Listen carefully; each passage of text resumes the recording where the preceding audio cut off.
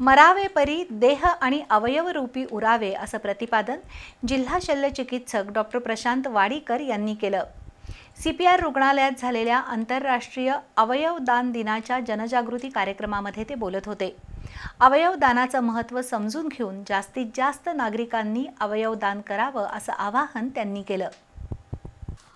अवयव दानाबाबत जनजागृती व्हावी या उद्देशानं सार्वजनिक आरोग्य विभागाच्या वतीनं अंगदान जीवन संजीवनी अभियानाअंतर्गत 3 ते 15 ऑगस्ट दरम्यान अवयव दान जनजागृती पंधरवडा राबवण्यात येतोय। आंतरराष्ट्रीय अवयव दान दिनाचं औचित्य साधून कोल्हापुरातील CPRमध्ये विशेष कार्यक्रम झाला। यावेळी जिल्हा शल्य चिकित्सक डॉक्टर प्रशांत वाडीकर यांनी अवयव दानाचं महत्त्व स्पष्ट केलं। मरावे परी देह आणि अवयवरूपी उरावे असं सांगून अवयव दान करून एखादी व्यक्ती 8 लोकांना जीवदान देऊ शकते।